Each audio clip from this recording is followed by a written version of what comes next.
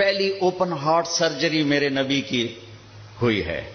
تو open heart surgery ہو سکتی ہے، میرے نبی نے سوچ دی. وہ تو ہم زوال کا شکار ہوئے تو اور لوگ ہم سے لے گئے، ورنہ اوپن ہارٹ سرجری کا پہلا تصور میرے نبی کے سے شروع کیا گیا ہے کہ جب آپ کو معراج پہ لے جانے لگے، ام ہانی کے گھر سے آپ کو جبریل نے لیا اور حتیم میں آئے. حتیم وہ چھوٹی وال دیوار ہے جو بیت اللہ کے ساتھ، اس میں خالی جگہ، یہ بیت اللہ کا اندر ہے. جب ہمارے نبی 35 سال کے تھے تو قریش نے سوچا کہ بیت اللہ بنائیں، وہ سیدھا ہو گئے تو وہ مستطیل تھا، لمبا زیادہ چوڑا تھوڑا. ابراہیمی بنیادیں، یہ طے کیا کہ حلال کمائی سے بنانا ہے، حرام سے نہیں. اچھا وہ پیسے اتنے بنے کہ یہ چوکور بنا اور اگلا حصہ رہ گیا، تو کہنے لگے بس بھائی جتنا ہے اتنا ہی بناؤ. تو وہ چوکور بنا کر اوپر چھت ڈالی اور یہ حصہ چھوڑ دیا کہ جب پیسے ہوں گے تو ہم یہ بیچ میں شامل کر لیں گے. یہ اللہ کی حکمت تھی، نہ پیسے ہوئے نہ وہ شامل ہوا، تاکہ غریب لوگ بھی اگر بیت اللہ کے اندر نماز پڑھنا چاہیں تو وہ جگہ ہے جہاں اگر آپ اندر ہیں. ہم تو بیت اللہ کی طرف منہ کر کے نماز پڑھتے ہیں نا، لیکن اگر آپ بیت اللہ کی طرف پشت کر کے حتیم کی طرف منہ کر کے نماز پڑھیں تو بھی آپ کی نماز ہو گئی ہے، چونکہ آپ بیت اللہ کے اندر ہیں. میں 2 دفعہ بیت اللہ کے اندر گیا، نماز پڑھی، لیکن وہ تو بڑے سفارشوں سے اور بڑے تعلقات سے، اور وہاں تو جو آدمی چلا جائے وہ بیت اللہ کے اندر ہے. تو آپ کو حتیم میں لے جایا گیا. اب آپ کو بے ہوش نہیں کرنا، یوں جبریل نے ہاتھ مارا، سارا سینہ کھل گیا، آپ دیکھ رہے ہیں، اور اس نے دل کو باہر نکالا تو دل سارے جسم سے جدا ہو گیا. اور اس کے میرا بھائی ہارٹ اسپیشلسٹ ہے تو میں اسے سنتا رہتا ہوں، باتیں گھر میں ہوتی رہتی. اچھا نکالا، پھر اس کو زمزم کا پانی ایک ٹپ میں تھا، اس میں دھویا، اس کو دھویا، دھوتے رہے. اور آپ دیکھ رہے ہیں. اس کے بعد ایک آسمان سے لائے تھے، وہ پورا نور کا ایک بھرا ہوا برتن تھا، پھر وہ سارا نور آپ کے دل میں انٹر کیا. پھر اس کو بند کر کے پھر لگایا، ساتھ ہی دل سر ہر رگ سے جڑا، پھر سینے کو ملایا ہاتھوں سے، پھر یوں ہاتھ پھیرا. تو اب جن کی ہارٹ سرجری ہوتی ہے، اب دیکھیں یہاں کتنے بڑے بڑے ٹانکے لگے ہوتے ہیں، لیکن آپ کے سینہ مبارک پر کوئی داغ نہیں. یہ پہلی اوپن ہارٹ سرجری میرے نبی نے معراج کے واقعے میں امت کو دیا ہے اشارہ. تو ہم نکھٹو نکلے تو اور لوگ ہم سے یہ سب کچھ لے گئے. سب سے پہلی ہارٹ سرجری 4 سال کی عمر میں ہوئی، جب آپ حضرت حلیمہ کے پاس تھے اور آپ بکریاں چرانے جایا کرتے تھے. تو آپ کے بھائی، رضائی بھائی، وہ دوڑے دوڑے آئے کہ میرے بھائی کو 2 بندوں نے قتل کر دیا. تو حلیمہ بھاگی ہوئی آئی تو آپ دیکھا آپ پریشان بیٹھے تھے. تو حضرت حلیمہ نے پوچھا بیٹا کیا ہوا؟ کہ 2 آدمی آئے تھے، مجھے لٹا دیا، میرا سینہ کھولا، میرا دل نکالا، پھر اس کو صاف کیا، پھر میرے دل میں، پھر میرے سینے میں دوبارہ فٹ کر دیا. یہ پہلی ہے. اور پھر معراج پر جانے سے پہلے دوبارہ اوپن ہارٹ سرجری ہوئی ہے. پھر براق کا آنا، تیز رفتار سواریوں کا تصور میرے نبی کے ذریعے سے ہمیں ملا کہ ایسی سواریاں بنائی جا سکتی ہیں جو مہینوں کا سفر گھنٹوں میں طے کر دیں. جب آپ نے اگلے دن فرمایا کہ میں گیا تھا بیت المقدس تو قریش کہنے لگے ہم تو 1 مہینہ مسلسل چلتے ہیں اور پھر وہاں پہنچتے ہیں، تم 1 رات میں کیسے کہہ رہے ہو گیا بھی اور آیا بھی؟ تو براق ایک سواری ہے جس کی تیز رفتاری سے ایک پیغام، میسج امت کو گیا کہ اگر تم اس کائنات کے علوم تک پہنچ جاؤ تو تم تیز رفتار سواریاں بھی بنا سکتے ہو. 650 کلومیٹر فی گھنٹہ کی رفتار سے جاپان نے ٹرین بنا لی. آپ کو ام ہانی کے گھر سے اٹھایا گیا، حضرت علی کی بہن، ان کے گھر میں آپ تشریف فرما تھے، اور سیدھا بھی اللہ لے جا سکتے تھے، سیدھا بھی لے جاتے، لیکن مکہ سے بیت المقدس لے جانے میں یہ اعلان تھا کہ اب بیت المقدس بھی مکہ کے تابع ہو گیا ہے، اب یہاں کا قبلہ بھی بیت اللہ ہو گیا ہے، یہاں جتنے نبی آئے وہ سب آپ کے تابع ہو گئے، لہٰذا وہاں پہلے سارے انبیاء موجود ہیں اور سب انتظار میں ہیں. اور آپ پہلی صف میں کھڑے ہوتے ہیں تو سب ایک دوسرے کو دیکھ رہے ہیں کہ اب امامت کون کرائے گا. تو جبریل آپ کا ہاتھ پکڑ کے آپ کو مصلی پر کھڑا فرماتے ہیں، آپ 2 رکعت نماز ادا فرماتے ہیں، اور آپ کے پیچھے 1.25 لاکھ نبی نماز پڑھ کر یہ اعلان کرتے ہیں کہ ہماری نبوت آپ کے قدموں پہ قربان ہو گئی، اب ہمارے لیے بھی آپ ہی نبی ہیں، ہمارے لیے بھی آپ ہی نبی ہیں۔ عیسیٰ سے لے کر آدم تک تمام انبیاء کو وہاں کھڑا کیا گیا ہے۔ تو آپ کا سینہ مبارک چاک کیا، اسی کرتے آپ تہمت پہنتے تھے، شلوار زندگی میں ایک دفعہ پہنی اور اسے پسند فرمایا، لیکن عام آپ کا لباس تہمت تھا، تو کوئی خلائی لباس کی ضرورت نہیں پڑی آپ کو، وہاں سے اٹھایا، راستے میں واقعات ہیں، ایک جگہ آپ کو اتارا، کہا یہاں نماز پڑھیں 2 نفل، کہ یہ کون سی جگہ ہے؟ کہ یہاں آپ ہجرت کر کے تشریف لائیں گے، مدینے میں اتار کے 2 نفل پڑھائے گا، پھر چلایا گیا کہ یہاں 2 نفل پڑھیں، کہ یہ کون سی جگہ ہے؟ کہ یہاں آپ کے دادا ابراہیم کی جائے پیدائش ہے، پھر چلایا گیا، تو آپ جب مصر کی طرف سے بیت المقدس کی طرف آ رہے تھے تو آپ کو خوشبو آئی، خوشبو جنت کی، آپ نے کہا یہ کیا ہے؟ تو کہا یا رسول اللہ، فرعون کی ایک باندی تھی، باندی وہ ہو گئی تھی، موسیٰ علیہ السلام پر ایمان لائے، اس کی 2 بیٹیاں تھیں، ایک دودھ پینے والی، ایک ساتھ چلنے والی۔ جب فرعون کو پتا چلا تو اس نے ایک کڑاہ میں تیل ڈالا، میں واقعہ پورا سنا رہا ہوں، انہوں نے صرف اشارہ کیا تھا، نیچے آگ جلائی، جب وہ تیل کھولنے لگا تو اس نے اس باندی کو اور اس کی 2 بچیوں کو پکڑوا لیا، کہنے لگا مجھے رب مانو گی تو زندگی مبارک، اولاد مبارک، موسیٰ کے رب کو مانو گی تو پہلے تیری بیٹیاں تیرے سامنے جلاؤں گا، پھر تجھے جلاؤں گا۔ یہ مائیں بیٹھی ہیں، انہیں زیادہ پتا ہے کہ اولاد کی محبت کیا ہوتی ہے، اور اللہ نے اپنی محبت کو ماں سے تشبیہ دی ہے، باپ سے تشبیہ نہیں دی، اور اس کے سامنے 2 بچیاں جلنے کے لیے حکم ہو چکا ہے، اور اس کا ایک بول اپنی بچیوں کو بچا سکتا ہے، اور یہ گھر میں جا کے کہہ سکتی ہے اللہ معافی دے دے، میں نے کلمہ کفر کہا ہے، میں اندر سے کافر نہیں، تو جائز۔ لیکن ایک شاعری زبان پہ آ گئی ہے، ہماری اپنی زبان کی ہے، پتہ نہیں توڑے پلے پوے نہ پوے، تو سن لگے جی، عاشق ہوں میں عشق کماویں، دل رکھیں وانگ پہاڑاں ہو، سہ بدیاں 1000 لامیں، کر جانے باغ بہاراں ہو، منصور جے چک سولی دتے، جڑے واقف کل اسراراں ہو، سجدیوں سر چائی نہ باہو، توڑے کافر کہن 1000 ہو، عاشق سوئی حقیقی جڑا، قتل معشوق دے مننے، سر نو جوڑے تے مکھ نہ موڑے، بھویں 100 تلواراں کھنے، سچا عشق حسین علی دا باہو، سر دتے تے راز نہ بھنے۔ تو اس باندی نے کہا فرعون 2 ہیں، 100 ہوتی تو یہاں جلا دیتی اللہ کے نام پر۔ اس کو غصہ چڑھا، اس نے بڑی کو پکڑوایا اور یوں ڈالا، وہ چیختی رہی، مچھلی کی طرح تل گئی، پھر چھوٹی کو کھینچا اور اس کے سامنے یوں ڈال دیا، اس کی تو آہ بھی نہ نکلی، جب اس کو کھینچا تو نے کہا میری ایک خواہش، کیا؟ کہ جب میں بھی جل جاؤں تو ماں بیٹیوں کو جدا نہ کرنا، ہماری ہڈیاں کٹھی دفن کرنا کہیں۔ فرعون نے کہا ہاں ہو جائے گا۔ کود گئی وہ بھی، ان کی ہڈیاں نکال کے ایک جگہ دبا دی گئیں، یہ واقعہ ہے۔ اب میرے نبی وہاں سے گزرتے ہیں، مصر قریب ہوتا ہے، آپ کو جنت کی خوشبو آتی ہے، تو آپ فرماتے ہیں یہ خوشبو کہاں سے ہے؟ تو جبریل کہتے ہیں یا رسول اللہ، جہاں فرعون کی باندی اور اس کی بیٹیوں کی ہڈیاں دفن ہیں، جس دن یہ دفن ہوئی تھیں اس دن سے آج تک اور قیامت تک یہ خوشبو اسی طرح اٹھتی رہے گی، کائنات مہکتی رہے گی۔ آگے میری بات ہے، اور یہ پیغام جاتا رہے گا کہ یہ بھی زندگی کا ایک انداز ہے، اور یوں بھی زندگی گزاری جاتی ہے۔ جو کسی مقصد کے لیے جیتے ہیں اور مقصد پر مرتے ہیں وہ حسین بن جاتے ہیں، اور جو صرف پیسے پر جیتے ہیں اور پیسے پر مرتے ہیں وہ یزید بن جاتے ہیں۔ میری تاریخ گواہ ہے کہ اللہ نے اپنے قریب ترین لوگوں کو نیزوں پہ چڑھا دیا اور بدماشوں کو فرعون بنا کے تخت پہ بٹھا دیا۔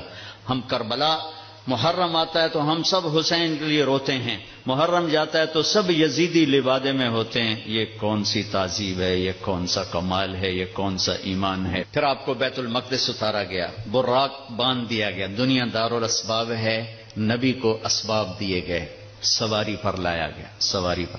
جب آگے جانا ہے تو اوپر والا جہان اسباب کا جہان نہیں ہے، وہ قدرت کا جہان ہے تو براق وہاں باندھ دیا گیا، اور اگلا سفر اب براق کے بغیر نہیں، 2 نفل پڑھایا گیا۔ اچھا ایک اور عجیب واقعہ یاد آ گیا، اس رات بیت المقدس کا دروازہ بند کرنے کی پوری کوشش کی چوکیدار نے، دروازہ نہیں بند ہوا، تو اس نے مستری بلائے کہ یہ دروازہ نہیں بند ہو رہا، اور اپنے بڑے پادری کو بلایا کہ حضرت یہ دروازہ نہیں بند ہو رہا۔ تو مستریوں نے کہا کہ وہ ڈاٹ ہوتی تھی نا، ڈاٹ، کہ وہ تھوڑی سی نیچے آ گئی ہے، وہ اس نے پریشر اوپر ڈال دیا تو دروازہ بند نہیں ہوگا، صبح ٹھیک کر دوں گا۔ وہ جو بڑے پادری تھے نا، انہوں نے کہا بیٹا یہ ڈاٹ کا چکر نہیں، آج آخری نبی کی آمد ہے یہاں، یہ اس وجہ سے ان کے اکرام میں یہ دروازہ کھلا ہوا ہے، صبح خود ہی ٹھیک ہو جائے گا۔ یہ پادری بعد میں ایمان لے آئے تھے جب اللہ کے نبی نے دعوت نامہ بھیجا تھا، پھر ان کو عیسائیوں نے قتل بھی کر دیا تھا۔ وہاں آپ نے 2 نفل پڑھے۔ اب آپ نے اوپر جانا ہے تو مکہ سے بیت المقدس تک آپ بشریت میں ہیں، اور پھر یہاں سے اوپر جاتے ہیں تو سبحان الذی اسری بعبدہ، قرآن کی واحد سورہ جو سبحان سے شروع ہو رہی، سبحان الذی اسری، لفظ سبحان۔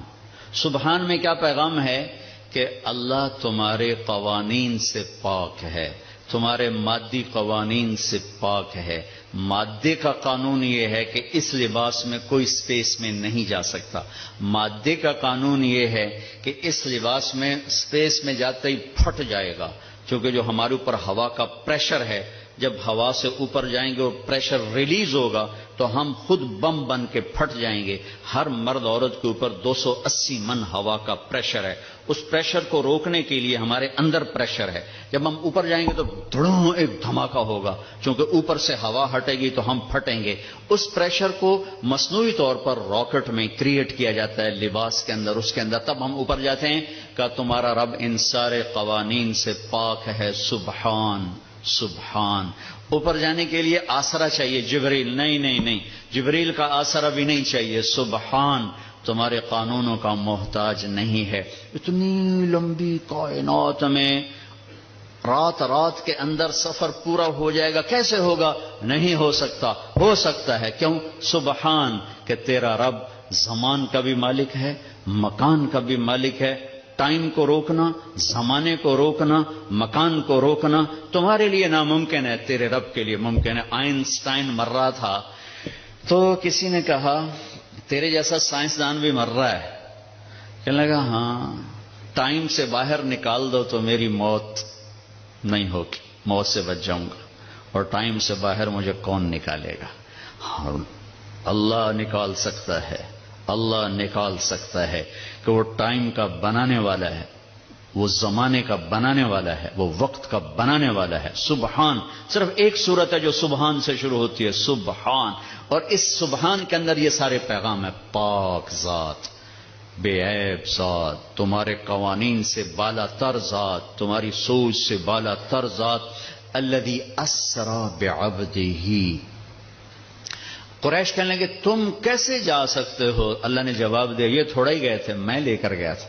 قریش نے کہا بغیر سواریوں پر اتنا وقت لگ جاتا ہے، تم بغیر سواری کے کیسے چلے گئے آ گئے؟ تو اللہ نے کہا یہ نہیں گئے، اسری بعبدہ، میں لے کر گیا، میں لے کر گیا۔ اور یہاں الف اور با کا جو جوڑ ہے، اسری اور بعبدہ، الف اور با، عربی گرامر میں اگر الف ہو تو با کی ضرورت نہیں، اسری عبدہ ہوگا، ٹھیک ہے؟ اور اگر با ہو تو الف کی ضرورت نہیں، سرا بعبدہ ہوگا۔ میری بات واضح ہوئی ہے نا؟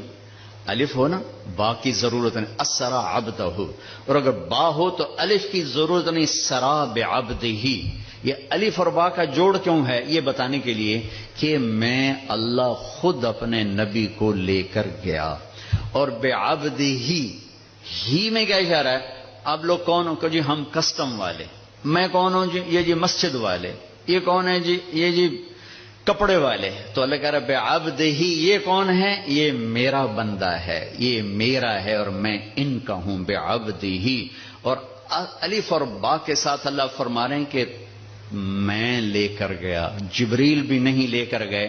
اوپر کا جو آپ نے سفر کیا ہے وہ جبریل کا ہاتھ پکڑ کے نہیں، ان کے کندھوں پر بیٹھ کر نہیں، ان کے پروں پر بیٹھ کر نہیں، اللہ کی قدرت کن کے ساتھ آپ جبریل کے ساتھ گئے ہیں تو ملکیت کا لباس آپ کو پہنایا گیا اور اپنے ساری فضا کو پار کیا.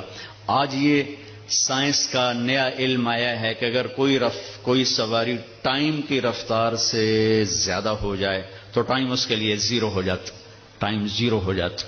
اگر 1,86,000 میل پر سیکنڈ سے کوئی سواری زیادہ تیز ہو جائے تو ٹائم اس کے لیے زیرو ہو جاتا ہے. یہ آج کے امکانیات بتائے جا رہے ہیں اور یہ میرے نبی کا سفر سپیس کو، راکٹ کو، شٹل کو، ہر چیز کے لیے راستہ دے رہا ہے کہ یہ ہو سکتا ہے، یہ ہو سکتا ہے. خلائی تسخیر ہو سکتی ہے، خلائی سیاروں تک جانا ہو سکتا ہے، لیکن آپ کی پہلی منزل پہلا آسمان آدم علیہ السلام نے استقبال کیا. دوسرا آسمان یحییٰ علیہ السلام، زکریا علیہ السلام، عیسیٰ علیہ السلام نے استقبال کیا. تیسری منزل یوسف علیہ السلام، تیسرا آسمان. چوتھی منزل ادریس علیہ السلام، چوتھا آسمان.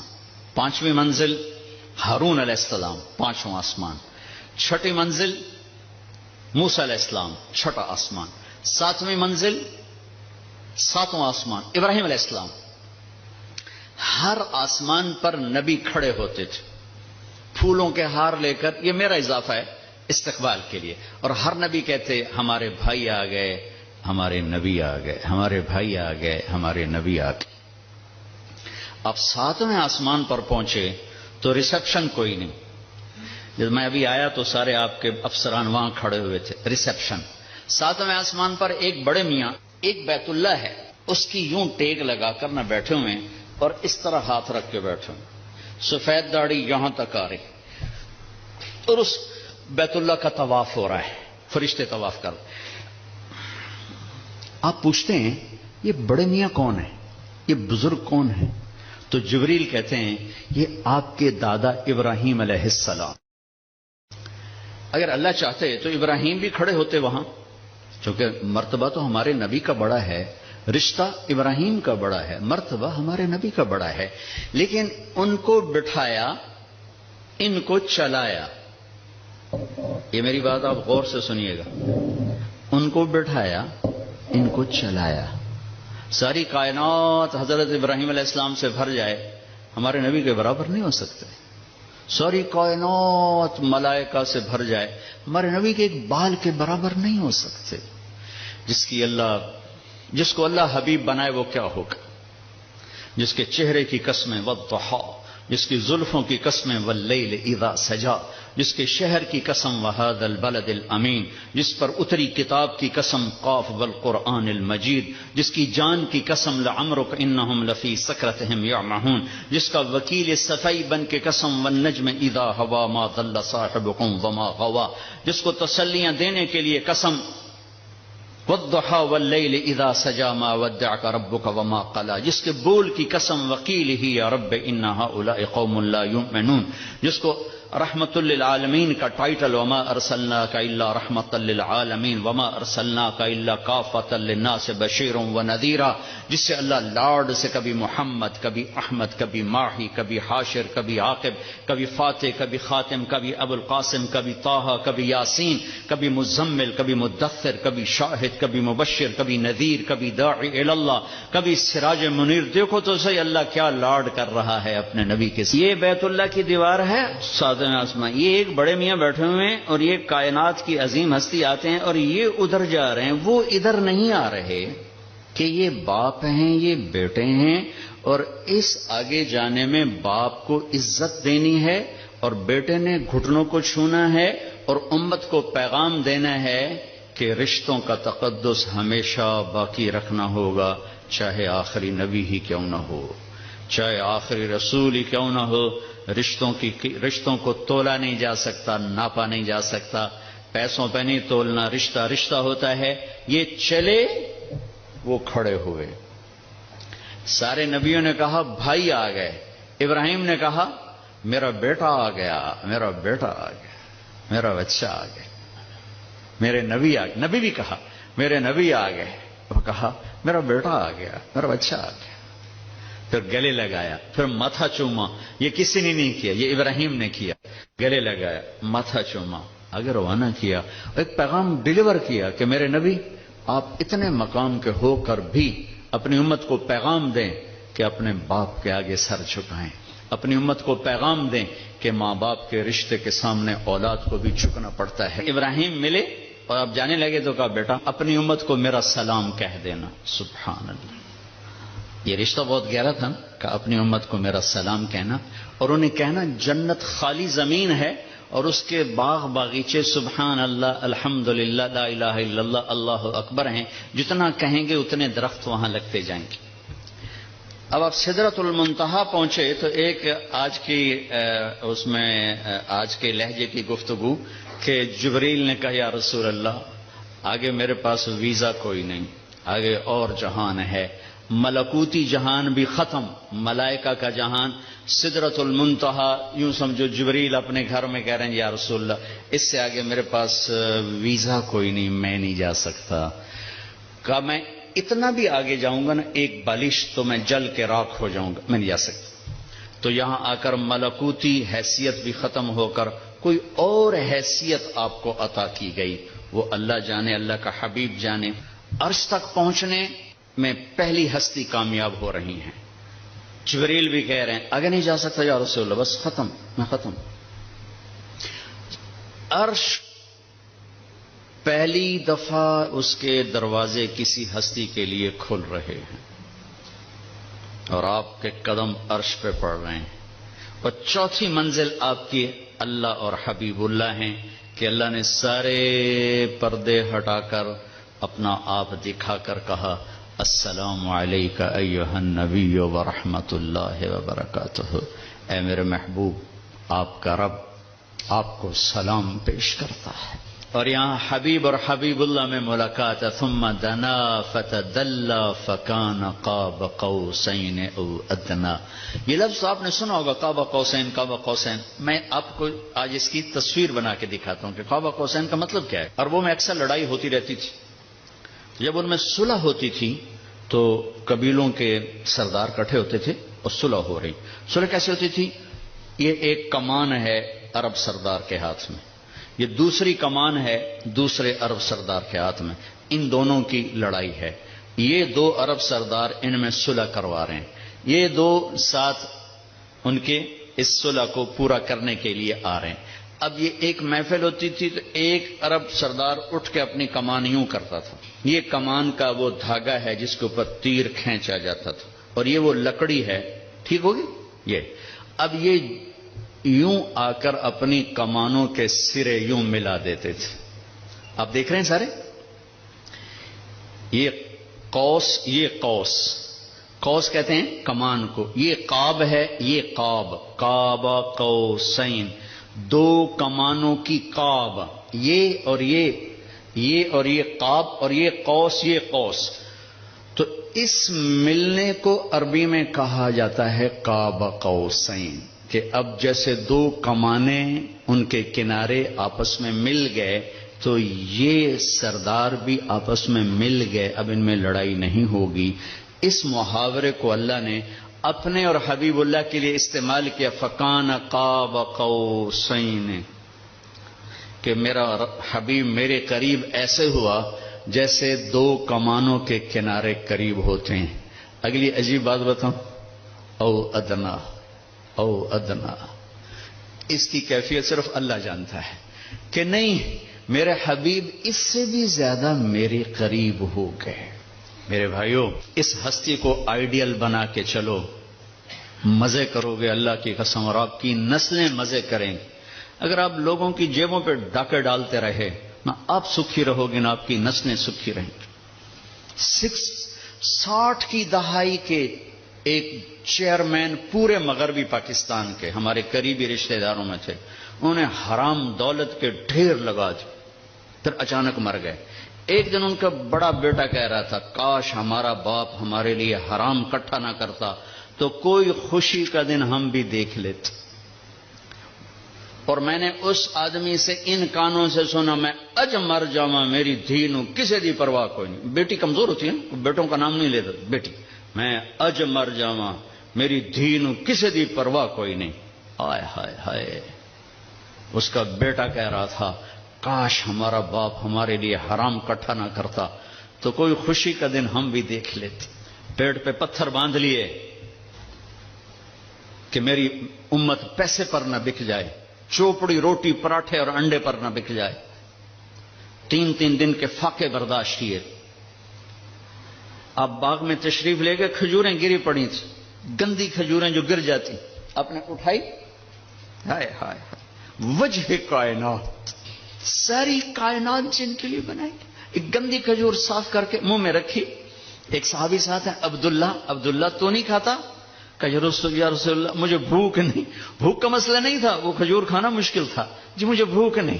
کہ عبداللہ مجھے بھوک ہے، آج 4تھا دن ہے میں نے کچھ نہیں کھایا، 4تھا دن، مجھے 8 بجے تک چائے نہ ملے میرے سر میں درد ہو جاتا ہے. مجھے میں چائے نہیں پیتی، سر پیڑ پہ گئی ہے. آج 4تھا دن ہے عبداللہ میں نے کچھ نہیں کھایا.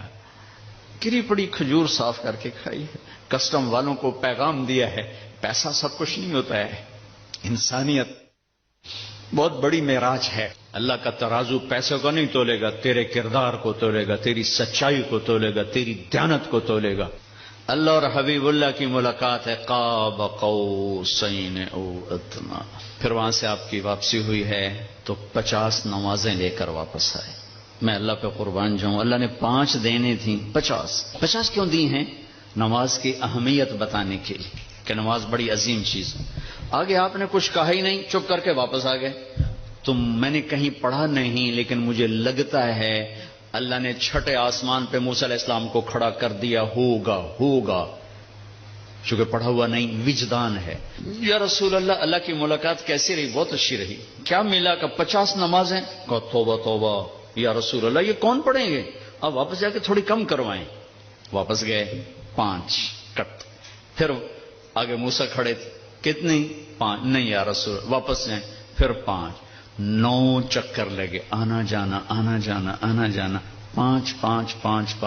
5. صرف یہ بتانے کے لیے کہ کسٹم والوں، نماز بھی ایک بہت بڑا حکم ہے. جب 5 رہ گئیں تو موسیٰ علیہ السلام نے پھر کہا واپس جائیں، کوئی نہیں پڑھیں گے. آپ نے کہا مجھے شرم آتی ہے، اب 5 کم ہو رہی، اب جاؤں گا تو 5 کم ہو گئی تو پیچھے کیا بچا؟ میں نہیں جاتا. تو کہنے لگے چلو ٹھیک. میری امت پہ 2 نمازیں فرض تھیں، انہوں نے کوئی نہ پڑھی. یہ کسٹم والے 5 کے تھرو پڑھنے، ایک نہیں پڑھنی، 5 کے تھرو پڑھنی. میں کہا نہیں میں نہیں، بس ٹھیک ہے. یہ پھر غیب سے آواز آئی اوپر سے، میرے حبیب آپ نے 5 قبول کی، ہمارے ہاں 50 ہی ہیں، آپ کی امت 1 پڑھے گی 10 لکھی جائیں گی، 1 پڑھے گی 10 لکھی جائے گی. تو یہ وہاں سے تحفہ لے کر آئے. وَلَقَدْ رَآهُ نَزْلَةً أُخْرَى عِنْدَ سِدْرَةِ الْمُنْتَهَى. پھر واپسی پہ جبریل سے پھر آپ کی ملاقات ہوئی. پھر وہاں سے واپس آئے اور پھر بیت المقدس پہنچے. پھر وہاں سے براق پہ سوار ہوئے اور صبح نہیں، اسی وقت آپ کے سردی کا زمانہ تھا، بستر کی گرمائش ابھی ختم نہیں ہوئی تھی کہ واپس اپنے بستر پر تشریف لے آئے.